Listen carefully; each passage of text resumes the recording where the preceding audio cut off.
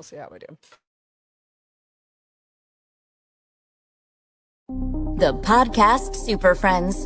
5 podcast pros talking tech, promotion, marketing, ideas, and strategy.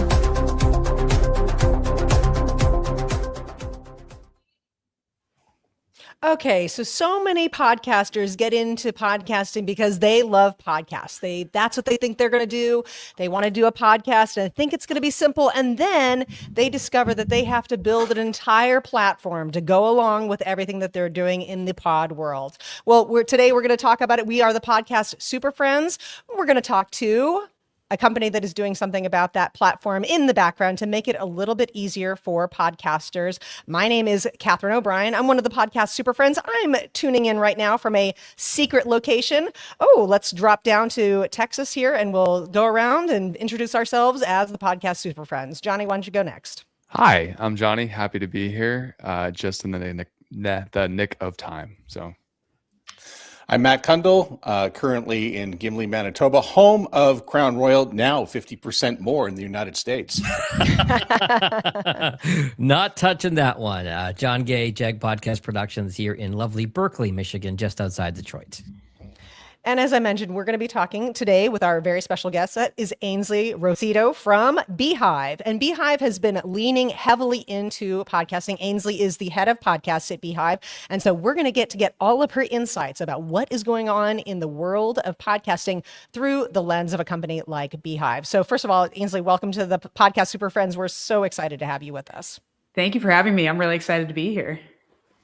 We know that you have a lot of insights that you're going to share. And I was wondering if maybe we could just sort of start from the very beginning with my pet issues. See, this is what I get by being the hostess with the mostest today here on the Podcast Superfriends is I can address my pet issues first. And that is that a lot of pod experts, I think, don't really talk a lot about the amount of time and effort that goes into audience building. That a lot of podcasters, they love to focus on the technical aspects and making things sound great. But you can be podcasting to nobody if you don't build your audience. So I know that one of the things that Beehiiv tries to solve is that component of audience building. So I'm wondering if you can kick us off here by starting to talk a little bit about the process of building an audience for your show, your email newsletter, anything that you're doing online.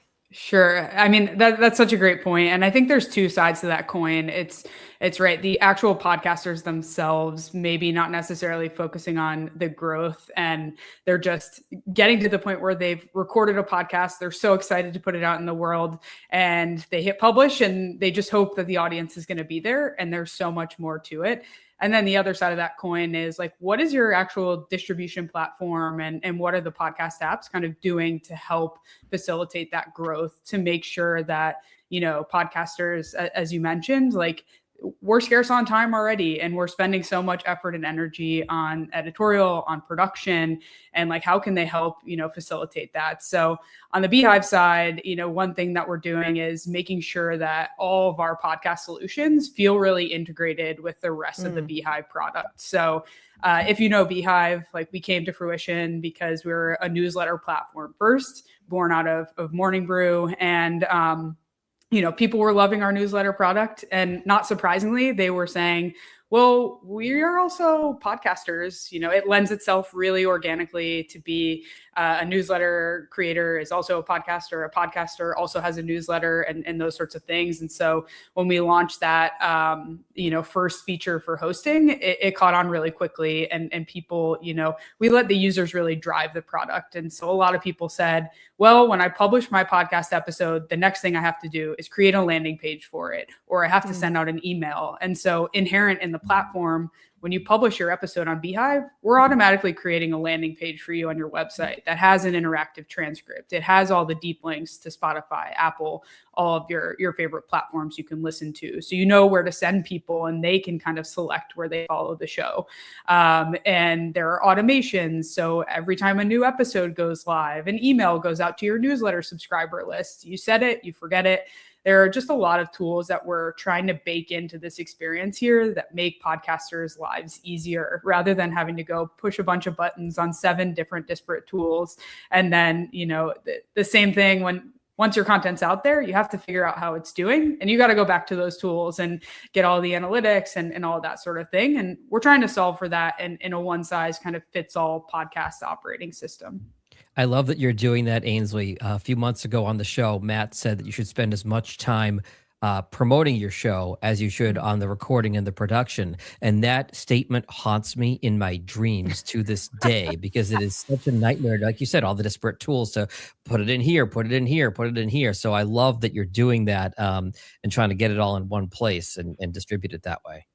Yeah. And I think there's, when you put a podcast out there, you get this download or this view number back, and you really don't know who your audience is. And so when you pair it with something like a newsletter, you're actually getting those subscriber emails. You're actually starting kind of a dialogue with them. And what better as a podcaster than the ability to just ask your audience what they think about the episode or what they want to hear next, and all of that to kind of drive your editorial. So not only is it growth and engagement, it's also like helping you finesse your core product, if that is a podcast or if it's the newsletter, and vice versa. So I've been podcasting for 10 years with an active podcast, and probably the thing that I have not mastered yet is doing a newsletter properly. As I joked about last time on the show, I've got a weekly newsletter that comes out monthly, and I just can't seem to get, like, I do all the little things to market the show. There are, the videos are in the right place. I'm putting it in the right spots to hit the right people. But when it comes to the newsletter, because it is a little more time consuming than all the other stuff, I'm not, taking the few hours that it does to really sort of sit down and crank it out. And I'm not sure what the mental block is, other than it probably takes just a little bit longer and a little bit more organization to put it out. Yeah. But if you could just speak a moment just about the value of a newsletter, as opposed to me wasting my time on social media, which has an algorithm which is directly going to suppress the crap that I'm talking about, right, instead of marketing to the people that have asked to be marketed to. Sure. I mean, I think you hit the nail on the head there in terms of it's the value of that audience. Like, they're making intentional time to subscribe to your newsletter, to check it out in their inbox when it hits. So that in broad strokes. But I want to react. I think it's just so, and the Beehiiv ecosystem, we have about like 50% of our user base who are existing podcasters. They've imported their show into the platform. And then the other half are net new creators that are starting a podcast. And it's so interesting, Matt, to hear you say, like, it's such a lift for me to kind of figure out how to create my newsletter and publish that content, because I do spend a lot of time talking to newsletter creators who are like, I don't even know where to start on the podcast side of it. And so it's really interesting to see like both sides of that equation, because I think newsletters, those who are established in the space, they've done the hard part of creating kind of their editorial angle. They have a point of view on a subject. And, yes, there is definitely a ramp up on the podcast side of getting your microphones, your tech, like all of that in production. But I think on the newsletter side, if you're going the other way and you have a podcast and you want to create a newsletter, it's a little bit of like figuring out what are the other elements that your audience wants more of. Is there something hitting the cutting room floor that you can kind of send people to? And, what are those other, there are so many different ways you can take it editorially, but I think building consistency around, when you're sending it out and what the value prop is of that newsletter for your audience is key. It's a lot of the same practices of having a podcast. People are going to show up and expect kind of the similar value and quality every time they're listening or watching your show. And the same goes for newsletters. I'm wondering too, can you talk a little bit about, let me start my question again here. I think sometimes podcasters didn't really think through all of the bigger picture, long game strategy of podcasting. Again, that they were focused on, they love podcasting, they want to do a podcast. And for anybody who does any kind of business online, they know that email is key and having an email list is key. And I think that, again, in my personal experience, I think a lot of podcasters were a little slow to the pickup of that part of doing business online, or viewing their podcast really as a business entity, is developing that email. Can you talk a little bit specifically, maybe be an advocate for podcasters to understand the importance of having an email list or an email presence? Sure. I mean, number one is it lets you kind of have some sort of ownership over your audience that's not, gated by a third party platform like YouTube, Spotify, Apple, where they're consuming it. Number two, it's another surface to revenue. You mentioned people didn't think about kind of the longer term business elements of starting their podcast. If you're reliant on a programmatic audio advertising solution, you have to build a little bit of scale with your audio before you're making significant revenue. But say you start a podcast and a newsletter at the same time, you can automatically from the jump start monetizing that newsletter, and you're still aggregating revenue for your brand, for your show, just off of a different surface, and it will scale at the same time your audio scales. And so you're diversifying your revenue opportunity. I think we've also seen a lot of changes, especially recently in the industry, where the definition of a view is changing, the definition of all of these kind of advertising based metrics are changing, which impact people's revenue.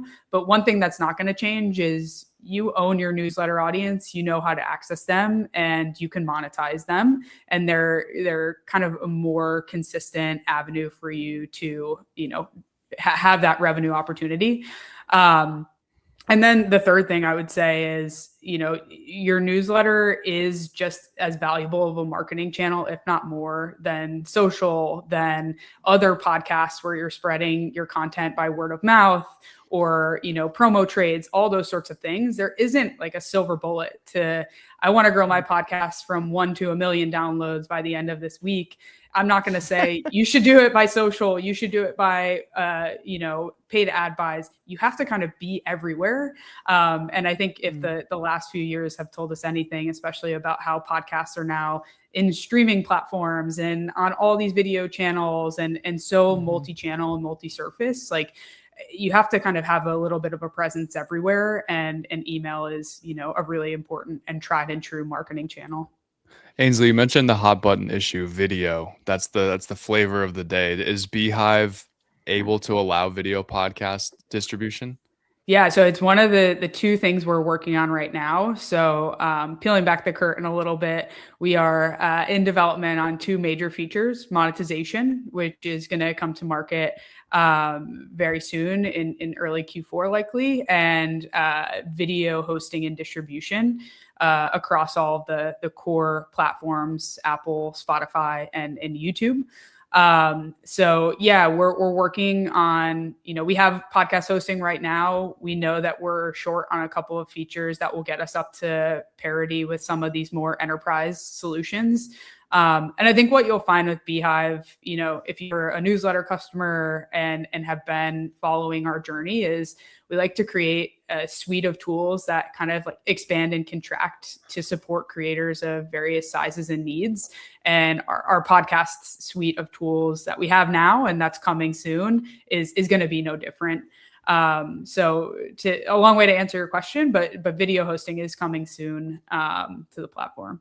That's amazing. And you're definitely ahead of your direct competition, who I don't know if we should name them or not, but I've steered some of my clients away from moving their podcasts over there just because a lot of these tools that you mentioned Beehiiv is developing, they just don't really seem to care about. So I think that's awesome that Beehiiv's doing that. It sounds like you guys have 3 sort of core customers. And if I'm wrong on this, please tell me. It sounds like you have the people on Beehiiv that just have these massive newsletters that you want to encourage to start podcasts to expand their audience. That's segment 1. Segment 2 is people who have podcasts that you want them to branch out into the newsletter world. And Beehiiv is offering a really integrated solution for that. And then segment 3 is people who want to start creating content, period. Now they can do 2 really like direct pieces of content, direct to audience podcasting and newsletters, focusing on that the second one, people with podcasts that want to branch into newsletters, which is probably the core of our audience. How would you recommend they go about it? Because I think there's a risk of cannibalizing your audience a little bit of, right. Oh man, I already listen to Johnny's podcast every single week. Now I got to listen to his newsletter. Now I got to read his newsletter. Is his newsletter just going to be recycled content of his podcast? And then on the host side, is it, wow, now I have to become a newsletter writer and now I have to write totally different new, like how would you kind of encourage the podcaster to think about a newsletter? Sure. I mean, I think you want to make sure if you're starting a newsletter, if you're starting a podcast, no matter what it is like, what your why is and the so what. And so I think to your point about like, is my newsletter cannibalizing my podcast? I think that maybe a newsletter is ultimately something you need to spend a little bit more time sitting on and thinking about like what the content should be. Because if you're just regurgitating your podcasts, that's very different, right? You're just creating kind of like an accessible format so someone can kind of take it on the go. So I do encourage people to kind of think about like, what is the actual added value that someone's going to get from the actual newsletter product, even if it's extended interviews, or a lot of people have subscription podcasts right now. And if you go to Beehiiv, we can actually gate your podcast content with a subscription only newsletter. And so you can break into behind the scenes things or bonus content or what. So I would think about like the differentiation and the so what always when you're starting something, because your time is valuable, right? As we talked about at the top of this, nobody has more time and they're like, I have all this time to just create a bunch of newsletters and podcasts and things. But and I think the other thing we create, I want to talk to the other customer group that you mentioned there of newsletter folks like trying to get into podcasting, is one of the things that we have for Beehiiv is the ability to kind of automate turning your newsletter into a podcast. It's kind of a good foray to be able to see like, is there an audience for me out there? Are other people discovering, what does the size of that audience look like? So you can kind of get started there. I think it's no different with the newsletter side. Try things out, send your first email, see what the reaction is. And we have the ability to incorporate polls and surveys, ask what people like, ask what they don't like, and all those sorts of things. And I think beyond the email and audio and video formats of podcasts and how they're engaging, like think about all the other surfaces people engage with podcasts, and also like brands and talent and people they go to their favorite channels and they're just looking for that talent or that brand. And so email is kind of no different. You want to be in a place where if people want to subscribe to your newsletter and that's their preferred engagement point, so be it. Yeah. And I love the way that you explain that, because I think how I would encourage people that listen to our advice and having you on is, we're not telling you to like just jump in and now on top of your podcast, every single episode now has to have a corresponding its own newsletter that's totally different from the episode. That you can kind of slow roll your way into the writing side of things. I think writing is such a valuable tool, and it really helps your podcasting brain being able to write long form. But you don't have to do that with every episode. It can be one big piece that you're putting on. Like, here's my here's like my takeaway from all 5 episodes that we did this month. And if you want to pay me $1.99 a month to read that, great. And I think there's just a ton of opportunity that you can do with that. It doesn't have to be 1 episode a week along with 1 newsletter every single week, or vice versa. Yeah. And I think that's such a great point, is they can be totally different. And, if you have a seasonal podcast and you change the theme every month, like I love the idea of, here's what we're going to talk about this month and some of the guests that we're going to have on, and like maybe reply to this email and tell us what you want to hear from next month. And, doing some of those aggregations or roundups, not everybody, as much as we think like our podcast listeners are always there and consume every episode, sometimes they miss some things too. So it's okay to pull in aggregations, pull in, other ways that you would curate the content you're already using and talk about it. I love that example you just pulled in. So I have a couple questions. I wanted to talk just briefly about the cannibalization part, because I think a great example of this is Pod News. I mean, I've spent half my summer reading it and I've spent the other half listening to it. And I can't remember which day I did which, but I know I'm just engaged with it every day. But isn't that the point? Yeah, I guess it is the point, right? Some days right. I'm not in a position to listen. You mentioned podcasting, you have all the tools, you have like 301 redirects, and we can have enclosure tags. Because I've looked in this, we had a conversation, before we put this show together today. But I just don't know, in a newsletter world, if somebody wanted to import their entire newsletter collection from a blog into Beehiiv, is that possible? Yeah, we do a bunch of migrations on the daily over from different email service providers or, other social platforms that have similar constructs to Beehiiv, like Substack, and things like that. We can certainly, handle migrations of other content aside from your podcast RSS feed.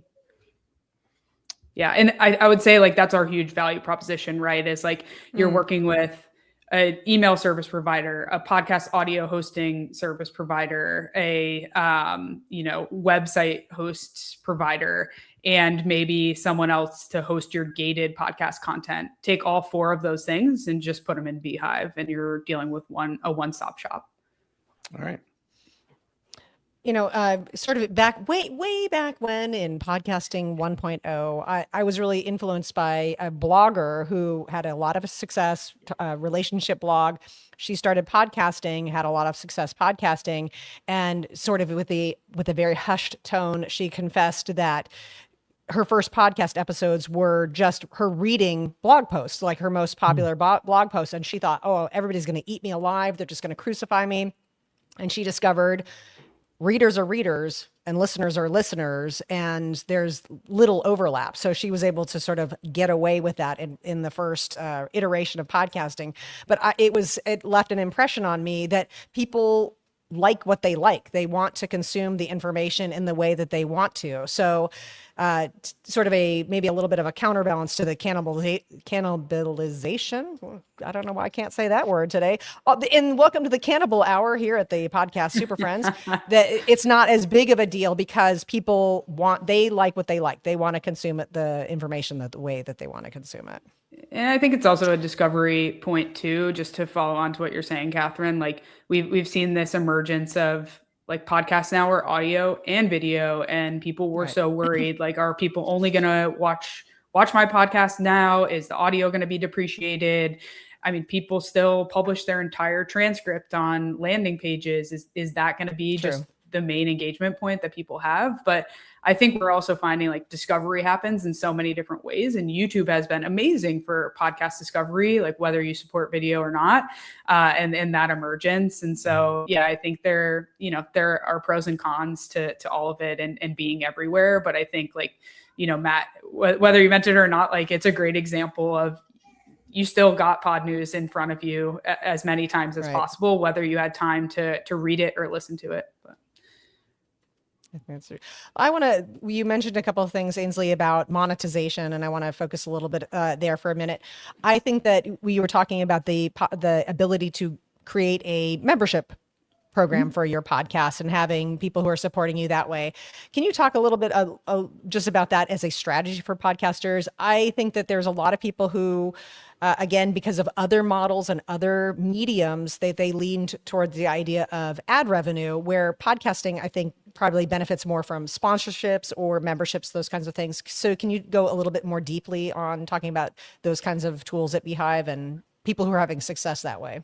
Sure. I mean, I think that the creators on Beehiiv who are using our subscription tools, they're using them in so many different ways, right? They're either podcast only creators and they have some value proposition of either exclusive episodes or ad-free episodes, or just entirely have gated their content.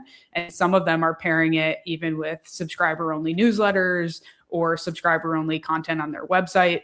There are so many different ways. And I think, with podcasts and other, newsletters and things like that, your audience doesn't necessarily have to be huge for you to make money. You could have a highly targeted audience that is really valuable to sponsors. Like you're reaching, all school superintendents, and then curriculum companies really find your newsletter list or your podcast really valuable as an advertising point, or some sort of editorial content that you could help them sponsor and get out. But I think people have found more diverse ways to make their podcast or newsletter sustainable by setting up these subscription models, because they know they have valuable content and they know people are interested in it. And so they just kind of figure out the best price point that's sustainable. Some people on our platform set up monthly, subscriptions. Some set up like pay what you think this is worth. Some set up an annual subscription. There are so many different ways people are utilizing this feature. I would say best of all is Beehiiv does not take a revenue cut from your subscription earnings. Whereas, most platforms, I think these days are taking anywhere from 8 to 15% off the top. But so whatever revenue you earn, it stays in your pocket. Yeah, I was going to ask that next because I was looking earlier at the product updates that you guys released in April. One of them was the monetization and platform fees. I mean, Patreon takes 8, Substack takes 10, Captivate takes 12, Buzzsprout takes 15. What was the thinking around that decision? Was that already the newsletter model? Is that you keep all of your monetization? Like, how does Beehiiv recap? Like, how do you guys make that money back? How can you do it? No, I mean, that was already the newsletter subscription model. And so we follow that too, as we introduced podcasts into the ecosystem. But ultimately, like, you're creating the content that's driving this revenue. And so you should keep that. You still have to pay like your Stripe processing fees, which is the same across all these other platforms for the payment processing. But yeah, you keep those earnings. And then another kind of technical question, like peeling back the curtain, if you're allowed to, how difficult is it to like set up technically and build out? We can get your show onto Spotify. We can get your show onto Apple. We can get your show onto all these different platforms. Because I know Riverside just did it. But up until now, there really was like, a handful of these hosting companies. And it seemed like that access to be able to get your podcast from this website to the world. How difficult was that? Yeah. So I'm so glad you asked this question, and at the risk of like being long-winded, I obviously spent a fair amount of time in my past experience distributing podcasts, whether we were working with partners. I've worked with just about every hosting platform out there: Megaphone, Art19, Omni, et cetera, et cetera. And, a lot of them have different processes for how you actually get your RSS feed once it's hosted out to all the major platforms. So it was something that we really wanted to make sure was explicit and easy for customers, especially if it was their first time setting up a podcast, because RSS feeds are kind of confusing to explain, let alone saying like, you have to go submit it now here for indexing and all those sorts of things. So we actually have a handy little distribution tab in the Beehiiv podcast dashboard where you can kind of one click either sync up if you have an existing Spotify for Podcasters or Apple Podcast Connect, like some sort of existing account. You can sync it up so that way, your metrics and all of that are kind of combined in one central database. Or you can, distribute out to new platforms. We have like one-click options that bring you to the iHeart podcast distribution or Amazon Music and all those certain things. And of course, a lot of platforms eventually will index your show, but we want to give you the power to kind of do that in a faster means and also manage your RSS feed on those platforms. By hooking that up, it also helps us kind of keep a pulse check on like what the health is of all those distribution relationships for our creators and things too. We also have a sync option with YouTube. So if you use our landing page option where it automatically generates that episodic page for you, it will pull in the corresponding YouTube videos, which is really cool. Again, like saves you that copy and paste of all the links, the deep links, and the video embed to have a web destination. And does it sync out to YouTube too? Like, is YouTube an added destination for publishing? Not yet, but we plan to add that later this year. Okay. Yeah. Can I come back to one thing you said a moment ago, Ainsley, about the pay what you think this is worth? I don't know if you have any data on this or any anecdotal evidence, but imposter syndrome is so big in podcasting. I wonder if you know of any stories of somebody says, "Hey, pay me what you think this content is worth," and they're pleasantly surprised by the results. Yeah, I don't have any like hard monetary like data I can share on that, but I do know several creators that do it on the platform. And I think some of their content too is more mission driven. And so sometimes it's I don't feel comfortable associating a price with this, but I know people think my work is important, and Okay. they've told me they would pay XYZ, and so they are seeing significant support through that channel and that opportunity. Awesome. Yeah, there's, I think your point about, sorry, Jag. Jag, your point about imposter syndrome amongst podcasters is really poignant.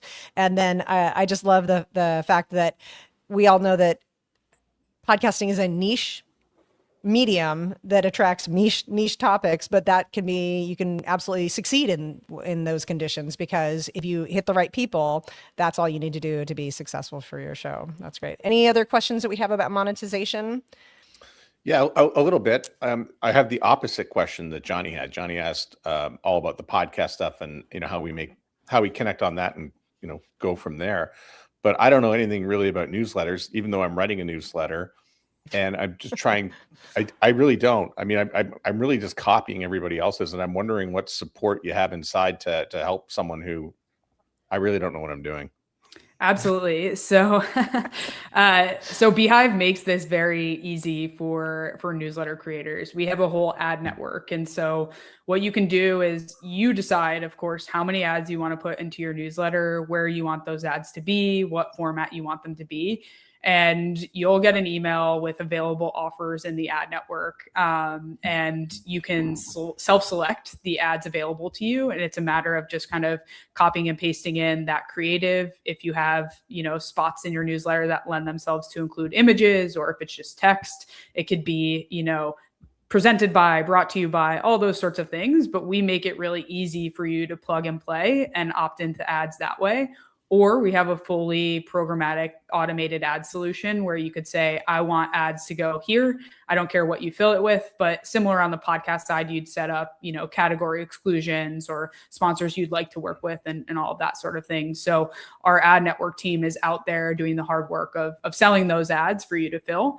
And if you do have direct sales or sponsorships, very similar again to like how the podcast ad waterfall works, you can certainly go ahead and self-insert those into your newsletters and manage them independently. I think the best thing about Beehiiv and why I like it is that I can have my domain and I can still be on the free tier. So I'm at soundingoff.news and that's my blog. That's where it's at, and it's free. And now I just want to learn more. And my favorite thing is not only the dazzling content that Matt puts out, but that it is a weekly email that comes out monthly. That is just perfect for me. That's great. I have one more question on the monetization, Catherine, if that's okay. And Ainsley, this could be a short answer. This may not be in your area of expertise, but you mentioned that like YouTube as a destination is like in progress. That's going to be a feature, which I think is a huge selling point for Beehiiv. Do you have any thoughts on YouTube's announcement that they're changing the way that they count a view? So before it was like a certain amount of seconds. Now it's 1/10 of one frame of one. If you click on that video, it doesn't matter if you go, clicked on it by accident, goodbye. That's counting as a view. That then, once it's a destination, that needs to be put into the dashboard that the host is seeing as a view. Then there's the monetization and the ads that were in there. Who gets paid? Like, how much is that paying out? Do you guys have any thoughts on that specific announcement that they made? Yeah, I mean, I think broadly, my thought on this YouTube view change is like, it goes to the overall ethos of like why I think it's really important for all podcasters to have a newsletter. That platform, YouTube, Spotify, Apple, any of these like primary listening or consumption platforms can make these changes, which can impact the numbers that you're ultimately selling against, whether it's a CPM or it's views or those sorts of things. But the newsletter subscriber base is going to stay constant. And as you build that, the value of it is always going to be a number that you can kind of sell against and, know and have like a highly valuable relationship with. So yeah, I mean, I think, is YouTube going to be the only one who's going to change their measurement? And no, like it's going to happen and it's going to continue to change. And we've seen that across, many platforms over time, like Spotify's definition of a play versus an IAB download versus, everybody has different measurement. Hopefully at some point, like we as an industry will tackle this and come together with this is what a play is. This is what a listen is. Well, they had that top secret conference a few weeks ago that they put out we want this to be our new metric. I'm not sure where that's gone. So yeah, it's online. You can look it up. But what's the most important metric though for newsletters? Oh, great. Yeah, I mean, I think it all depends on your goal, right? So it could be if growth is your goal, it could be the subscriber number. If engagement is your goal, it could be the open rate or the click-through rate. Or if there are particular things you're trying to drive engagement to in your newsletter, it can be engagement with that particular thing. And then, if revenue is ultimately the goal, right, we're looking at another set of metrics there in terms of earnings and the, CPMs associated with your ads. So, I mean, you look at the newsletter stack and performance in a very similar way to podcasts, but it's always going to drill down to like what your ultimate show goal, your email goal is going to be. And that might change, right? Sorry, I didn't mean to step on you there. Can you talk a little bit about from the advertisers' point of view, how do they like being in this network that is able to sort of connect with all different kinds of platforms and people who are doing different creators doing different things? Do you have anything to share about from the advertisers' perspective? Yeah, I mean, from the advertiser side, we're obviously not doing work with advertisers yet for podcast ads, but on the newsletter side, we have quite a few like high quality and notable brands that we're working with and pulling in. And, a lot of renewals and a lot of folks that are really like working with us on a repeated basis.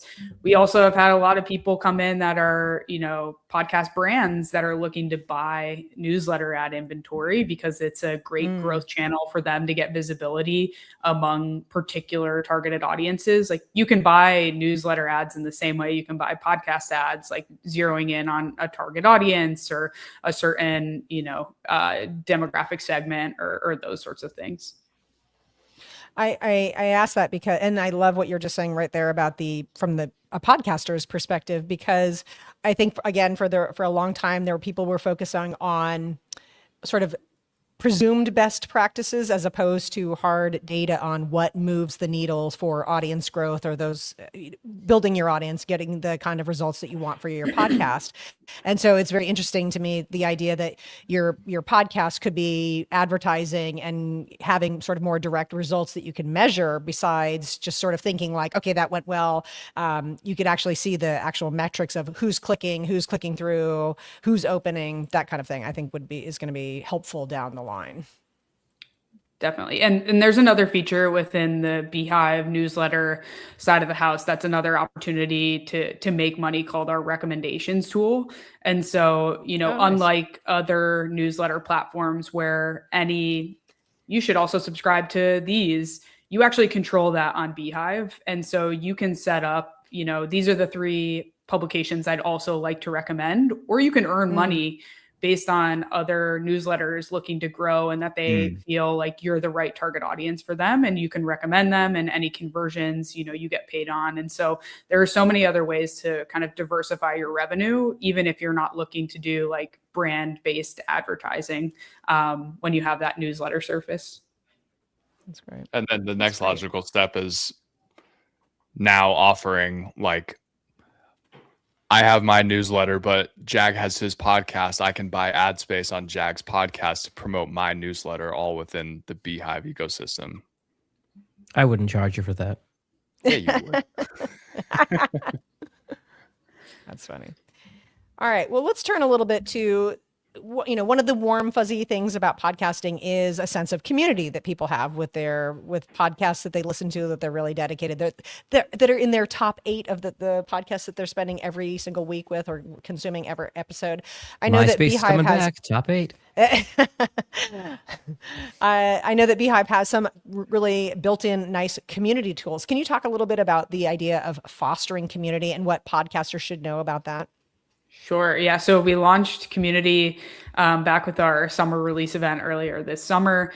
And essentially, it's a great place to create a hub for audience discourse and also integrate anything else you host on Beehiiv. So you can automatically publish your podcast episodes to your community. And, it's a great place to say, like, I want to talk about this part and also invite everybody to that discussion. You could also include it as, part of your subscription offering, access to the community.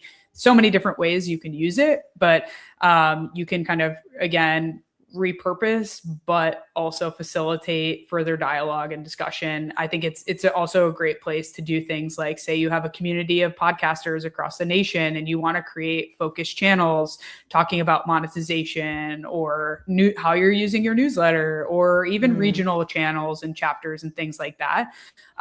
You could just imagine it being like a hub for engagement and kind of taking all the things off the page of your newsletter to have that extra level of engagement, or, pulling in your podcast to, see what people are actually reacting to. I think on the podcast side, there are so many limited social engagement tools. It's like you publish a clip to Instagram and then you're looking at the comments, but nobody's really connecting with each other there, or, having a thorough thread that you can actually like discuss and connect with each other on.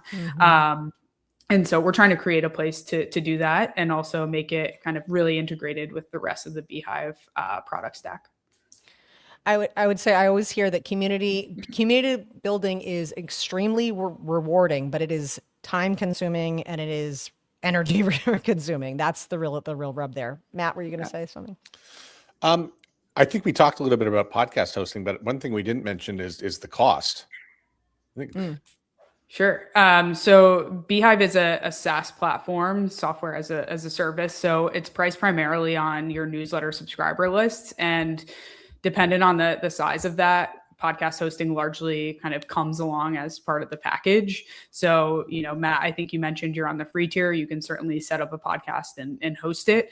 If you had multiple podcasts, you would have to upgrade, I think, to what's our max tier.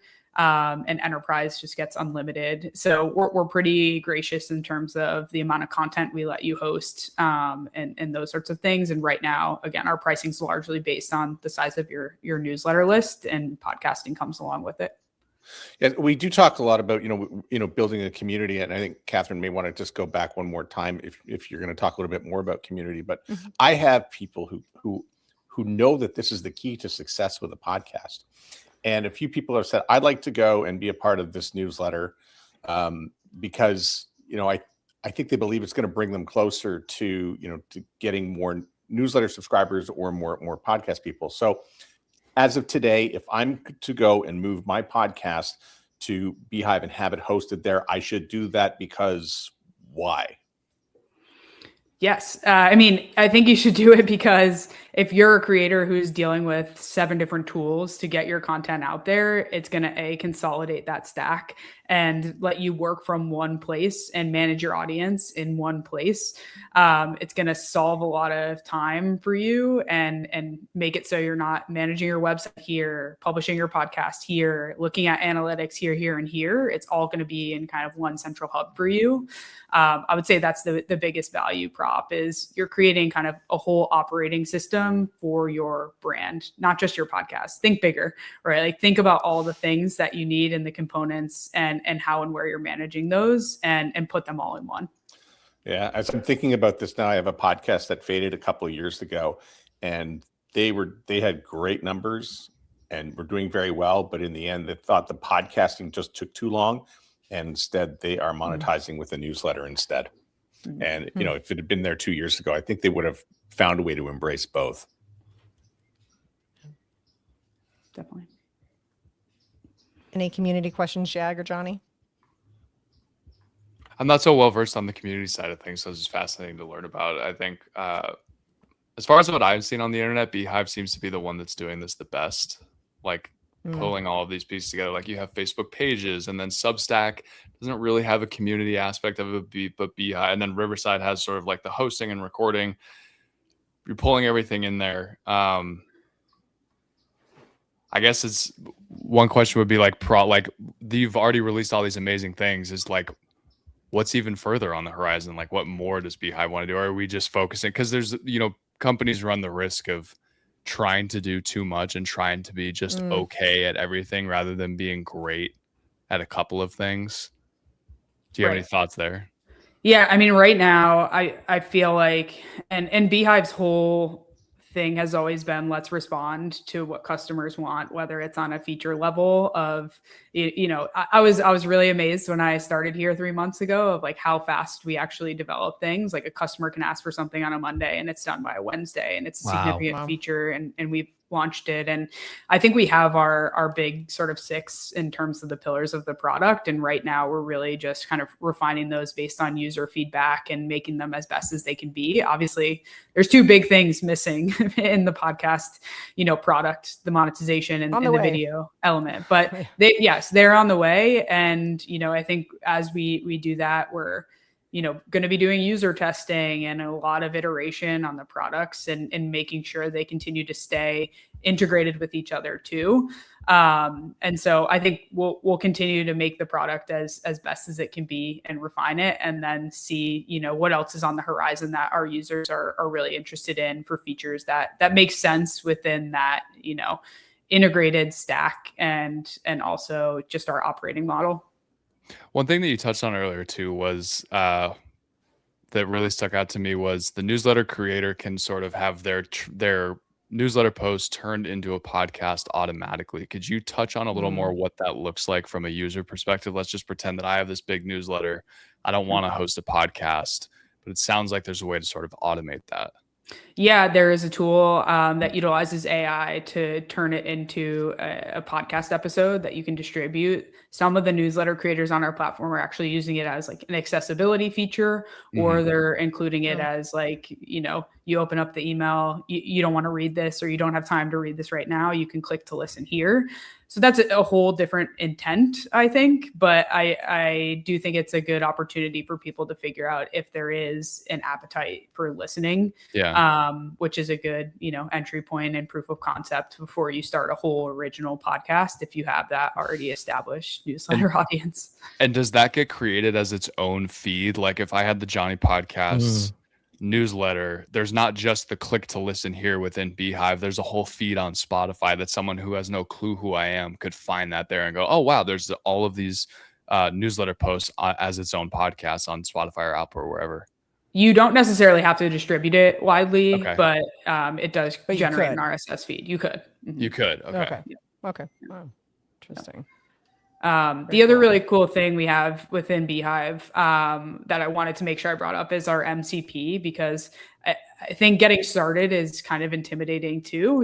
There's the migration element if you're bringing things over, and our team has some white glove service to be able to help you import content of any sort, whether it be newsletter or podcast or what.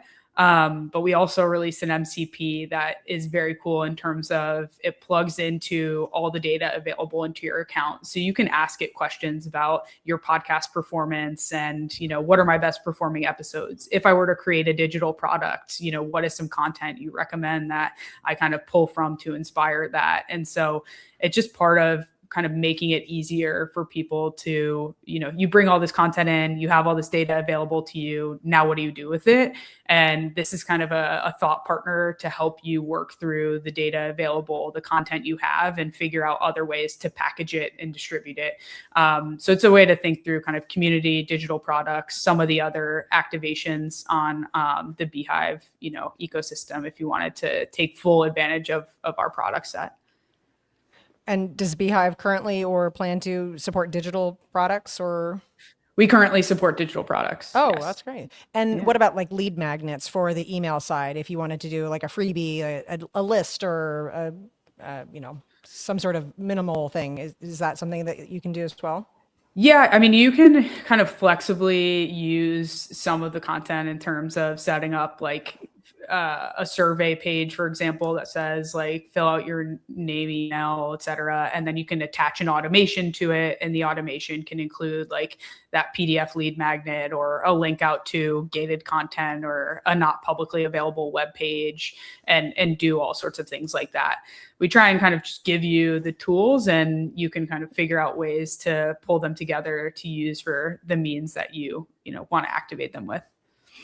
What's going to work best for the audience that you currently have? Exactly. Exactly. Very cool.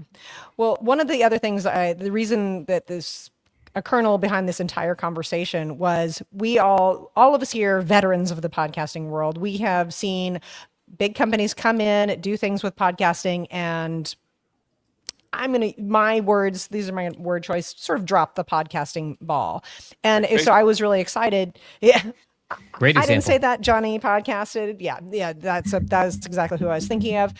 Big players come in and then they leave. And then I saw Beehiiv coming in and they were like, not only were we crushing it in the email game, we're helping people build their newsletters. We're helping them develop this. And now we're going in big on podcasting. Can you just give us a little bit of like optimistic looking into the future? What is so great about podcasting? What do you see coming down the pike from the chair that you're sitting in there, Ainsley in San Francisco?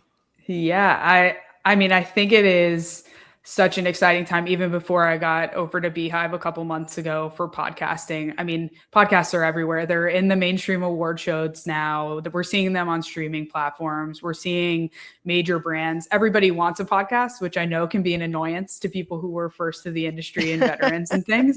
But it's also so cool to see us being treated as kind of a first-class medium and surface that everybody wants to be a part of.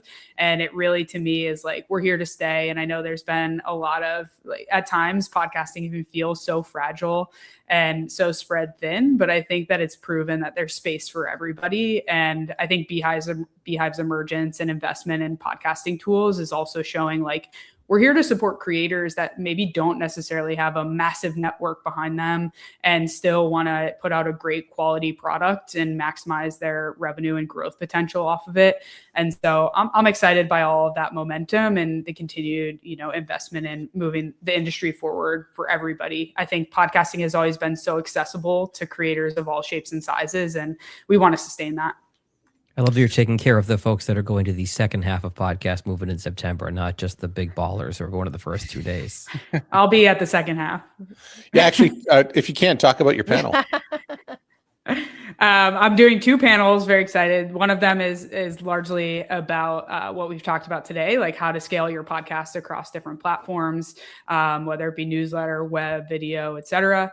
And then one of them is how to grow your podcast to 1 million downloads. And that panel will be interesting because we're talking a lot about content through the lens of made for kids content, which can also be tricky because monetization restrictions there are even harder. And so it becomes that much more interesting to pair a kids podcast with a newsletter that's specifically to a parent audience that you can monetize versus, audio that kids are consuming and might not be an ad friendly medium and those sorts of things. And so excited to be there. And we're going to be setting up some time to have office hours with folks too. If you want to chat about your podcast newsletter strategy, I'm available and we'll be there to have conversations.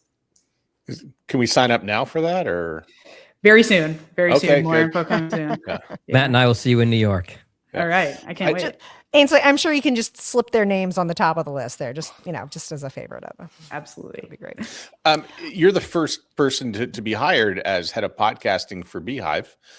And so you come in and you mentioned you're going to have all the toys, in the box, as it were, that maybe that the Art19s and the Omnis and the megaphones already have. So that's a big list. And I can just imagine you've got like a room full of tech people building this out. What is on their to-do list for the next 2 or 3 releases? Can you slide me a little secret? I mean, I'll note that we have, first off, some incredibly talented engineers, and we'll shout out Jacob Wolf, who has been core to building the hosting platform we have today and some of the upcoming innovations. But we touched upon it a lot here. Monetization is coming up very soon in terms of having a programmatic ad solution, the ability to insert ad breaks into your episodes, and a direct campaign manager, and all the analytics that kind of come with that. I'll say those are probably our next big releases coming before the end of the year. Good. I'm excited. The thing, when you say this and you say campaign manager, it's like I'd have to learn like a third dashboard. So if I integrated some stuff into Beehiiv, that's the stuff that keeps me away from making that jump. Oh, I got to manage a third dashboard. Well, the good thing is if you don't sell direct podcast ads, you don't have to learn it and it won't impact you. But if you want to turn on programmatic ads, you can still set them and forget them and, automatically insert, that fill throughout your podcast. So you can kind of expand and contract the product as you go. And once we have that, maybe we can get you in the beta tests so you can give us some feedback on the product too. If I know anything about Matt, he loves being in a good beta test. I love it. All right. Exactly. Yeah, I like how Ainsley's not letting any of your objections slide by. She's doing a great job of conquering all your objections there. That's excellent. Well, Ainsley, I'm thinking about one. I'm thinking about moving a podcast in there. So stand by. Interesting. All right. Interesting. Stay tuned here at the Podcast Superfriends to find out how that goes. Well, Ainsley, I think this has been really informational for our audience as well as for us. This has been awesome. And I appreciate your view of the future for podcasting in general. So we're going to go back around the horn here and sign off. Jag, why don't you start?